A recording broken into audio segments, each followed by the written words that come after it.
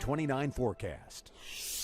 Well, some breaks of blue. Yeah, Denise Norford was certainly glad to see a little bit of sunshine here, and there was a lot more. There's the view from Barbersville here this afternoon. You go a little farther north and east, a lot more in the way of sunshine, but as you well know, a lot of us were still stuck with the clouds, and there's the view currently from the Charlottesville Albemarle Airport. Now, there's been a little brightening of the overcast. I do anticipate that there'll be more clearing, but many of us are still socked in with the clouds and still some light showers and drizzle for some. 76 right now in Madison, 80 there in Culpeper, 77 in Orange, 70 in Palmyra, 64 in Waynesboro, and 66 currently in Stanton. You look at regional numbers, you can still see those 80s from Washington to Richmond. Again, 72 currently at the airport, touch 75 briefly this afternoon. That's a little better than yesterday, but visible satellite picture. Again, this is the sun's reflection off the clouds, so you can see all the clear real estate for most of the Commonwealth except back across portions of central and western and southwestern Virginia,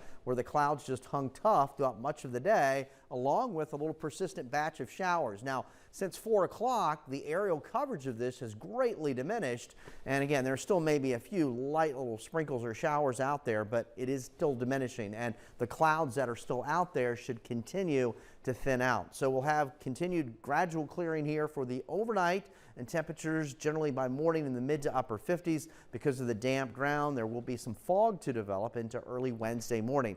Should see a lot more sunshine area-wide here for tomorrow for Wednesday. Upper 70s to lower 80s for afternoon highs, pleasant, and the temperature trend is going up. But even so, that will be with the fact that we have more sunshine out. But these numbers are still below average here for mid-August, so enjoying a reprieve from the summer big heat and humidity.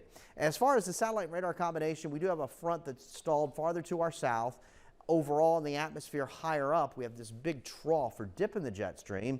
And in that trough, we have this broad counterclockwise circulation of area of low pressure that's lifting north and east. And there's activity in terms of showers and thunder showers in association with that. But the trough is certainly suppressing the temperatures and keeping them below average for what you expect here this time of year. Yeah, there's more warmth and more heat farther to our south and west. But again, as long as this trough is still in place, that'll still keep the temperatures below average here for the rest of the week and even right now into the weekend. So in the morning, some fog. We'll start in the 50s to around 60, and then as we move into the afternoon, upper 70s to lower 80s with a lot more sunshine across the region. We move into Thursday morning. We'll start in the upper 50s and lower 60s. Thursday afternoon, most of us will top out in the lower 80s. So for tonight, showers are tapering off. We'll continue to see gradual clearing for those areas still stuck in the cloud deck.